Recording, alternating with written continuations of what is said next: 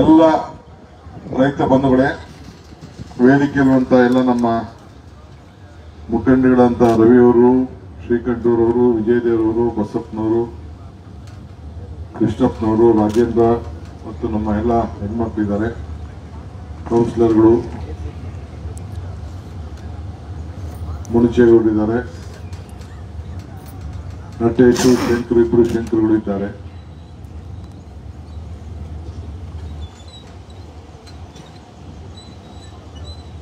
ನಮ್ಮ ವೆಂಕಟರಾಯದೊಡ್ಡಿ ರಾಮು ಇದ್ದಾರೆ. ಇನ್ನು ಬಹಳ ಜನ ಎಲ್ಲ ಮುಖಂಡಗಳೆಲ್ಲ ಇದ್ದಾರೆ. ನಿನ್ನೆ ಇಷ್ಟೊತ್ತಿಗೆ ಮಧ್ಯಾಹ್ನ ಎತ್ತಿನೊಳೆ ಯೋಜನೆಯ ನೀರನ್ನ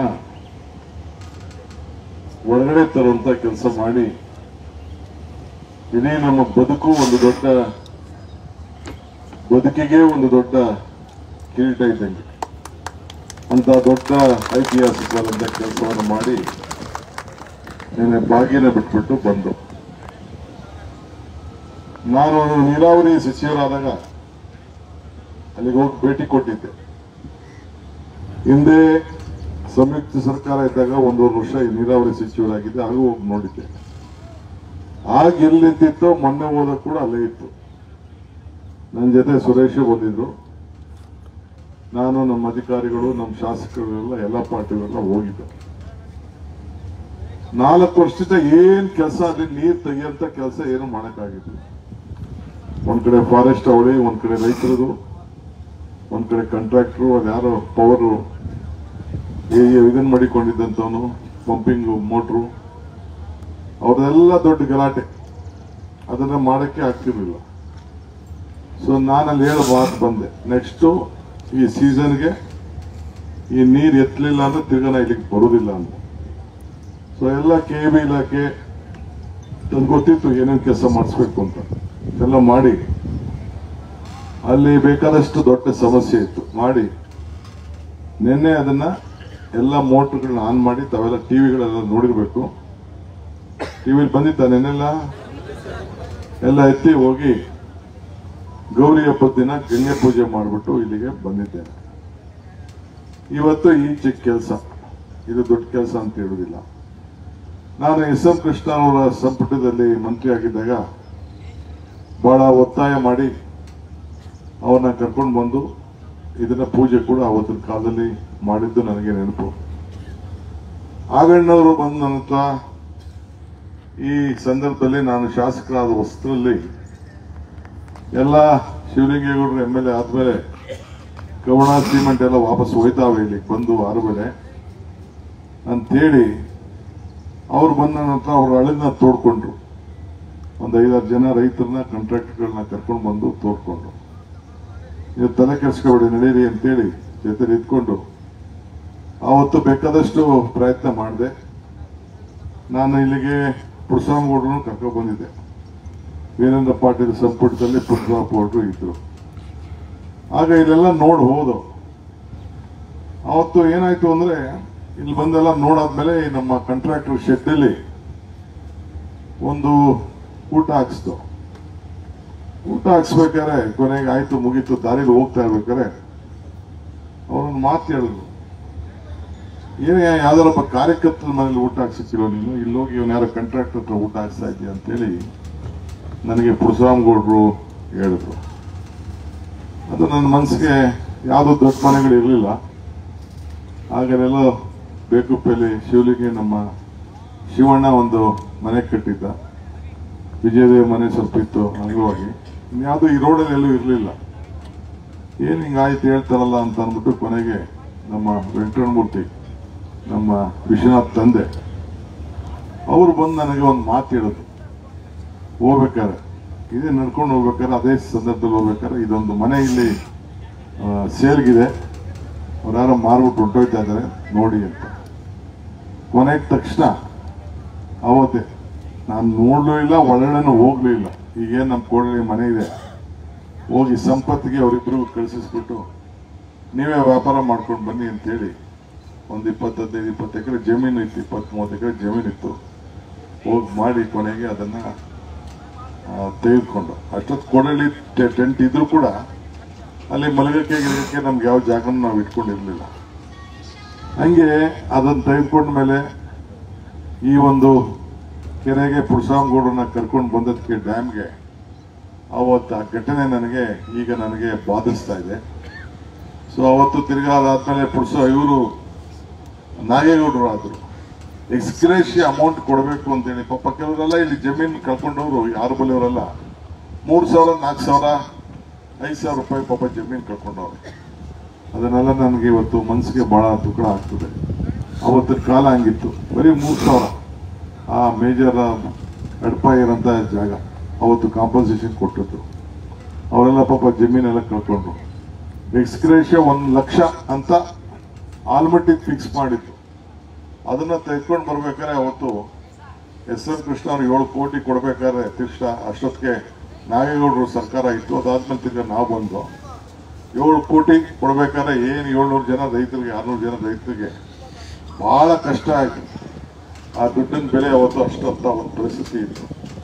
ಅವತ್ತು ಮಾಡಿ ಆಮೇಲೆ ಇದನ್ನ ಚಾಲನೆ ಮಾಡಿ ನೀರನ್ನ ನಿಲ್ಲಿಸುವಂತ ಕೆಲಸ ಕೂಡ ಎಲ್ಲ ಆಯ್ತು.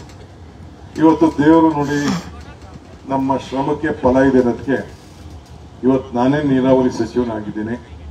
ಇಂಥದಿಂದ 100 ಮಾಡಷ್ಟು ಶಕ್ತಿ ದೇವರು ನನಗೆ ಕೊಟ್ಟಿದ್ದಾನೆ. ನೀರೊಂದು ಬೇಕಷ್ಟೇ, ನೀರೊಂದು ಬರಬೇಕು.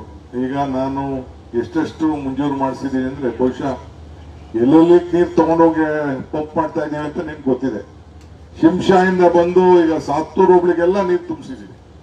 ಸಾತ್ತೂರು ಹೋಬಳಿ ಎಲ್ಲ ಕೆರೆಗಳಿಗೆ ನಿಲ್ಲಿಸಿ ಕೊನೆಗೆ ಈಗ ಲಾಸ್ಟು ಅಲ್ಲಿ ಕೆಂಪೇಗೌಡ ಹರಿಹರ ಅಲ್ಲಿಗೂ ಕೂಡ ಈಗಾಗಲೇ ರೆಡಿ ಮಾಡ್ತಾ ಇದೀವಿ.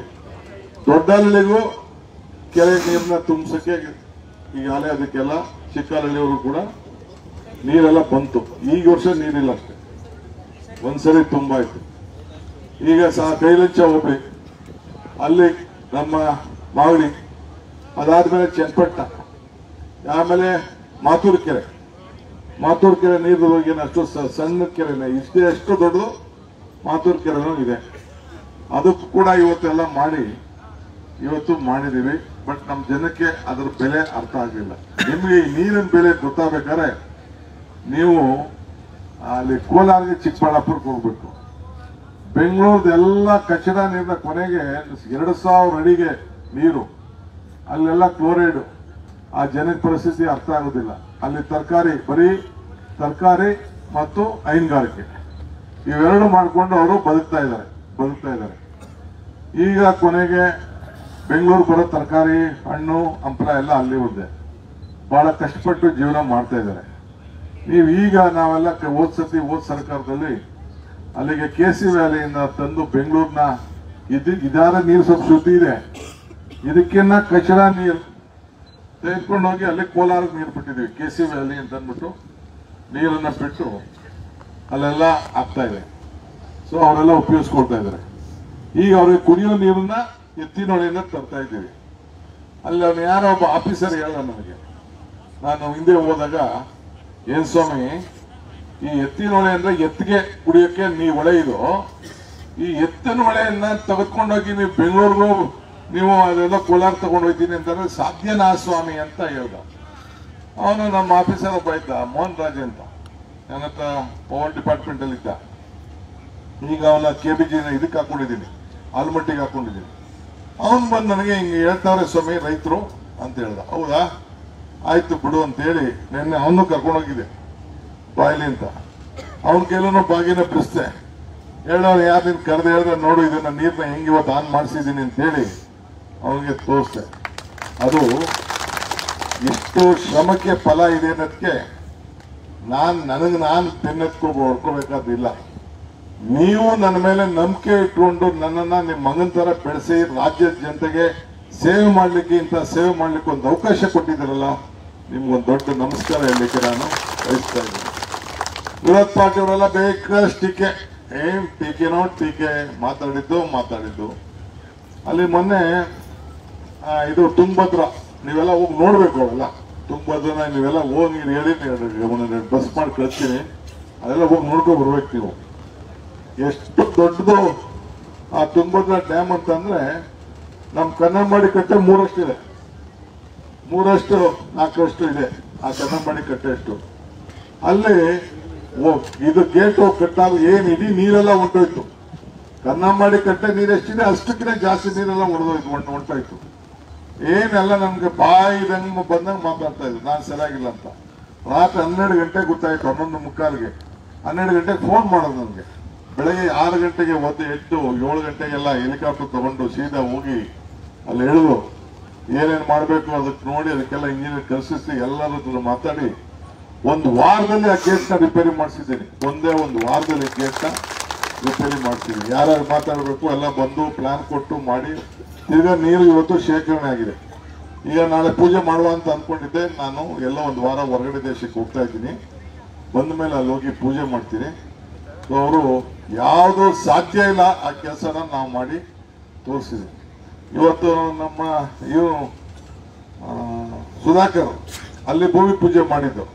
ಈ ಚಿಕ್ಕಬಳ್ಳಾಪುರ MP ಆಗಿದ್ದಾರೆ, MLA ನಮ್ಮ ಪಾರ್ಟಿಲಿದ್ರು. ಅವ್ರು ಭೂಮಿ ಪೂಜೆ ಇವತ್ತು ಹೇಳೋರೆ ಏನಾದ್ರು ನಮ್ಗೆ ನೀರು ಬಂದ್ ಕೊಟ್ಬಿಟ್ರೆ DK ಶಿವಕುಮಾರ್ಗೆ ಅದೇನೋ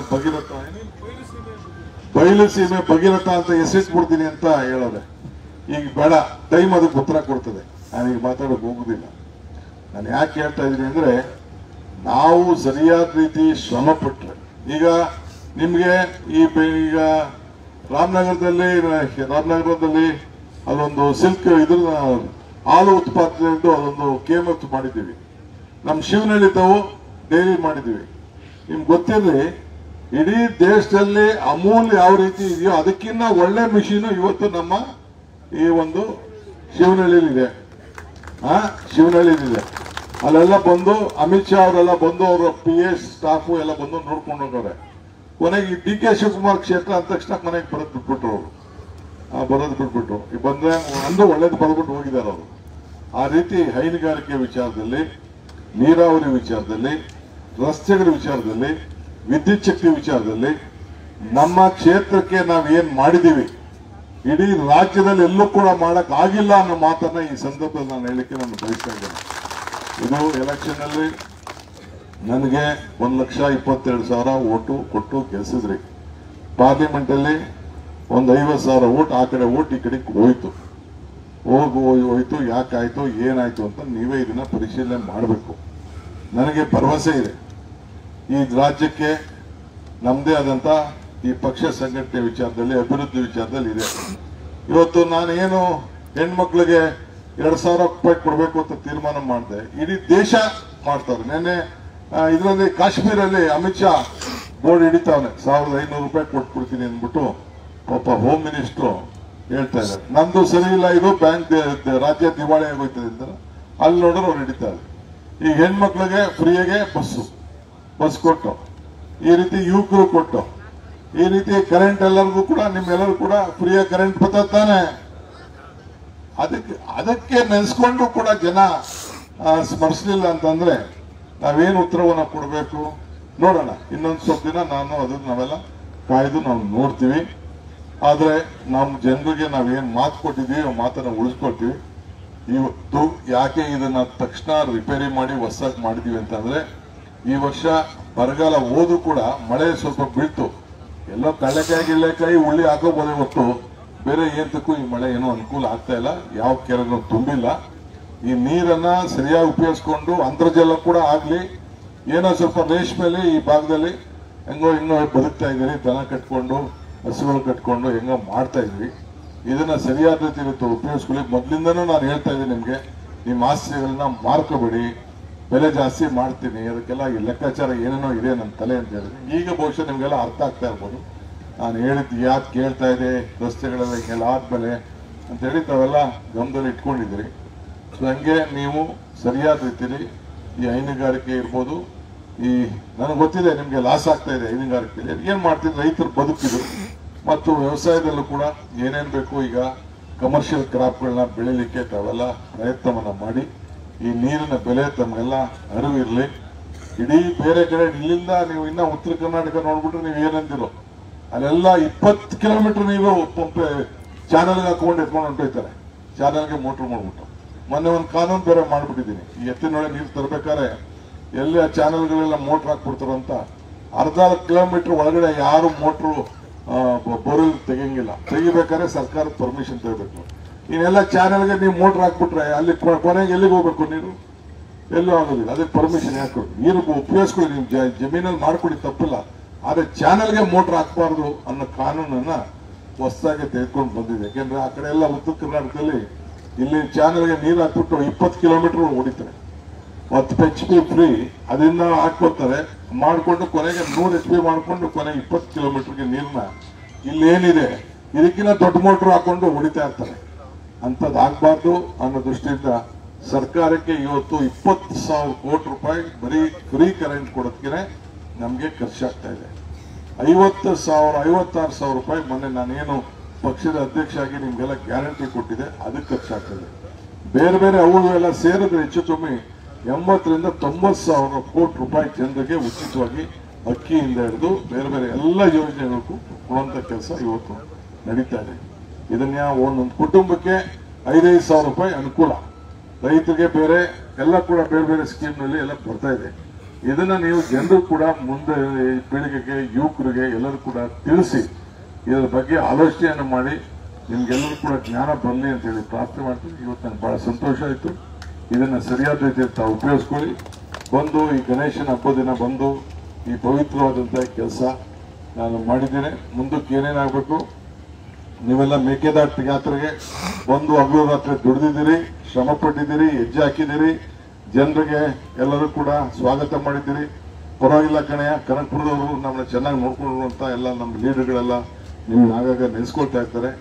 ಮುಂದಕ್ಕೆ ನನಗೆ ಭರವಸೆ ಇದೆ, ಕೋರ್ಟ್ನಲ್ಲಿ ನಾವು ಹೋರಾಟ ಮಾಡಿ ಏನಾರು ಮಾಡಿ ಆ ಯೋಜನೆ ನಾವು ಮಾಡಬೇಕು. ಯಾಕೆಂದ್ರೆ ನಮ್ಗೆ ಜಾಸ್ತಿ ಅನುಕೂಲ ಆಗದೆ ಹೋದ್ರು ಕೂಡ ರಾಜ್ಯಕ್ಕೆ ಮೇಕೆದಾಟು ಬೇಕು. ಕಾವೇರಿ ಪ್ರದೇಶದ ಜನರ ಬದುಕಿಗೆ, ಬೆಂಗಳೂರಿಗೆ ಕುಡಿಯೋ ನೀರಿಗೆ ಬೇಕಾಗಿದೆ. ಆ ದೃಷ್ಟಿಯಿಂದ ಹೋರಾಟ ನಾವು ಮಾಡ್ತಾ ಇದೀವಿ. ಕೆಲವು ಜಮೀನು ಹೋಗ್ತದೆ, ಏನು ಮಾಡೋಕ್ಕಾಗಲ್ಲ. ಒಂದು 550 ಎಕರೆ 600 ಎಕರೆ ಜಮೀನು ಆ ಹಳ್ಳಿಗಳು ಮುಳುಗೋಗ್ತವೆ.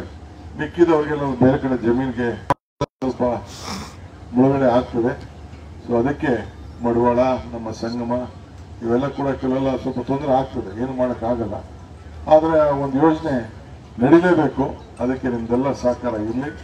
ಸೊ ತಾವು ಇದನ್ನ ಸರಿಯಾದ ರೀತಿಯಲ್ಲಿ ತಾವು ಉಪಯೋಗಿಸ್ಕೊಳ್ಬೇಕು. ತಾವು ಏನೇ ಕೆಲಸ ಇದ್ರೂ ಹಬ್ಬದ ದಿನ ತಾವೆಲ್ಲ ಬಂದಿದ್ದೀರಿ. ಆಮೇಲೆ ನಾನು ಮುಂದಕ್ಕೆ ಈಗ ಕನಕಪುರ ಬರೋಕ್ಕೆ ಶುರು ಮಾಡಿದ್ದೀನಿ. ಮಧ್ಯ ನಿಂತೋಗಿತ್ತು, ತಿಂಗಳಿಗೆ 2 ದಿನ ಬರ್ತಾ ಇದ್ದೀನಿ. ನಮ್ಮ ಲೀಡರ್ಗಳು ಶ್ರೀಕಂಠು, ನಮ್ಮ ವಿಜಯದೇವು, ಬಸಪ್ಪ ಎಲ್ಲ ಇಷ್ಟೊತ್ತು ಹೇಳ್ತಾ ಇದ್ರು, ನೀವು ಹೋಬಳಿ ಹೆಡ್ ಕ್ವಾರ್ಟರ್ಸ್ ಅಲ್ಲಿ ಮರಿಕೊಬಿಡಿ ಒಂದೊಂದು ದಿನ ಅಂತ. ಹಂಗೆ ಇಲ್ಲಿಗೆ ಫಸ್ಟ್ ಹೋಬಳಿ ಹೆಡ್ ಕ್ವಾರ್ಟರ್ಸ್ ಬಂದು ಅರ್ಧ ದಿನ ಫಸ್ಟ್ ಬಂದು ಸಾರ್ವಜನಿಕ ಭೇಟಿ ಮಾಡಿ ಆಮೇಲೆ ಕನಕಪುರದಲ್ಲಿ ಸ್ವಲ್ಪ ಕೂತಿದ್ದು, ಅಲ್ಲೂ ಜನರನ್ನು ಭೇಟಿ ಮಾಡಿಕೊಂಡು ಪ್ರತಿ ಒಂದೊಂದು ಜಿಲ್ಲಾ ಪಂಚಾಯತಿ ವ್ಯಾಪ್ತಿಗೆ ಒಂದಿನ ಸಾತ್ತೂರು, ಒಂದಿನ ದೊಡ್ಡಹಳ್ಳಿ, ಒಂದಿನ ಕೋಡಹಳ್ಳಿ, ಒಂದಿನ ಹೊಸದುರ್ಗ, ಹಿಂಗೆ ಎಲ್ಲ ಕೂಡ ಒಂದು ರೌಂಡ್ ಹಾಕೊಂಡು ಆ ರೀತಿ ಜನರಿಗೆ ಭೇಟಿ ಮಾಡಿ. ಬೆಂಗಳೂರಲ್ಲಿ ನಾನು ಭೇಟಿ ಮಾಡೋದು ಬಹಳ ಕಷ್ಟ ಆಗ್ತಾ ಇದೆ, ನನಗೂ ಅರ್ಥ ಆಗ್ತದೆ. ಬಹಳ ಜನಕ್ಕೆ ಈ ಪೊಲೀಸ್ ಅವ್ರ ಕಾಟ, ನೀವು ಯಾರು ಅಂತ ಗೊತ್ತಿರುವುದಿಲ್ಲ. ಈ ನಮ್ಮ ಈ ಗನ್ಮನ್ಗಳು ಇವರೆಲ್ಲ ಸೂಟು ಬೂಟ್ ಹಾಕೊಂಡು ಇರೋನೇ ಬಂದ್ಬಿಡ್ತಾರೆ, ನಿಮ್ನ ಯಾರನ್ನ ಒಳಗೆ ಕರ್ಕೊಂಡು ಬರುವುದೇ ಇಲ್ಲ. ಅವ್ರು ಬರ್ತಾರೆ, ಒಂದು 500 ಹೊಡಿತಾರೆ. ಅವ್ರಿಗೆ 500 ಹೊಡೆದ ತಕ್ಷಣ ಅವ್ನು ಕರ್ಕೊಂಡ್ಬಂದು ಹೊರಗಡೆ ರೂಮ್ ಒಳಗಡೆ ಸೇರಿಸ್ಬಿಟ್ಟಿರ್ತಾರೆ. ನೀವೆಲ್ಲ ತಂದು ನನ್ನ ಒತ್ಕೊಂಡು ಬಂದಿದ್ದೀರಿ ಇಲ್ಲಿ ಗಂಟ ಅಂತ ಅವ್ರಿಗೆಲ್ಲ ಗೊತ್ತಾಯ್ತದೆ. ಈ ಗನ್ಮೆನ್, ಈ PA ಅವ್ರಿಗೆ ಗೊತ್ತಾಗುತ್ತೆ. ಬರೀ ಅವರು ನಮ್ಮ ಅಧಿಕಾರ ಇದ್ದಾಗ ಮಾತ್ರ ಅವರು. ಈಗ ಸೂರ್ಯಗೆ ಹೇಳ್ಬಿಟ್ಟಿದ್ದೀನಿ ನಾನು, ಎಲ್ಲಾನು ನಾನು ಹೋದ್ಮೇಲೆ ಎಲ್ಲ ಕರ್ದೇಳ್ಬಿಟ್ಟು ಎಲ್ಲ ಕಿತ್ತಾಕ್ಬಿಟ್ಟು ಬಡವ್ರ ಸೇವೆ ಮಾಡೋರು ಮಾತ್ರ ಇಲ್ಲಿ ಮಡಿಕೊಂಡು ಮಿಕ್ಕಿದವರೆಲ್ಲ ಖಾಲಿ ಮಾಡಿಸ್ಬಿಡು ಅಂತ ಹೇಳ್ತೀನಿ. ಸೊ ಎಲ್ಲ ಹೇಳಿದ್ವಿ. ಸೊ ಅದಕ್ಕೆ ನಾವು ಒಂದು ಹೊಸ ರೂಪ ಕೊಡಬೇಕು. ನಿಮ್ಗೆ ನೋವು ಅರ್ಥ ಆಗ್ತದೆ, ಸಂಬಂಧ ಉಳಿಸ್ಕೊಂಡಿದ್ದೀರಿ. ಸೊ ತಾವೆಲ್ಲ ಇಷ್ಟು ಸಂಖ್ಯೆಯಲ್ಲಿ ತಾವೆಲ್ಲ ಬಂದದಕ್ಕೆ ನಿಮ್ಮೆಲ್ಲರಿಗೂ ಅಭಿನಂದನೆ ಹೇಳ್ತಾ ಇದ್ದೀನಿ. ಸೊ ಈ ಒಂದು ವಾರ ಮಾತ್ರ ನಾನು ಯಾವುದೋ ಒಂದು ವಿದೇಶಕ್ಕೆ ಪ್ರವಾಸಕ್ಕೆ ಹೋಗ್ತಾ ಇದ್ದೀನಿ ಕುಟುಂಬದ ಸಮೇತ. ಅದಾದಮೇಲೆ ನಾನು ಬರ್ತೀನಿ. ಬಂದ ಮೇಲೆ ಮಾಮೂಲಿ ತಿಂಗಳಿಗೆ 2 ದಿನ ಶನಿವಾರದೊತ್ತು ಆ ಕಾರ್ಯಕ್ರಮ ನಮ್ಮ ಆಫೀಸರ್ಸ್ಗೂ ಹೇಳಿದ್ದೀನಿ. ನಾನು ಏನೇ ಕೆಲಸ ಇದ್ರೂ ಶನಿವಾರ ರಜೆ ಇದ್ರೂ ಬಂದು ನೀವು ಗ್ರಾಮ ಸಭೆಗಳನ್ನ ನಾವು ಮಾಡಬೇಕು ಅಂತೇಳಿ ಅದನ್ನು ಮುಂದುವರಿಸ್ತೀನಿ. ಇಷ್ಟು ಮಾತ್ರ ಹೇಳಿ ತಮ್ಮೆಲ್ಲರಿಗೂ ವಂದಿಸಿ ನಾನು ಮಾತು ಮುಗಿಸ್ತೀನಿ. ಎಲ್ಲರಿಗೂ ನಮಸ್ಕಾರ.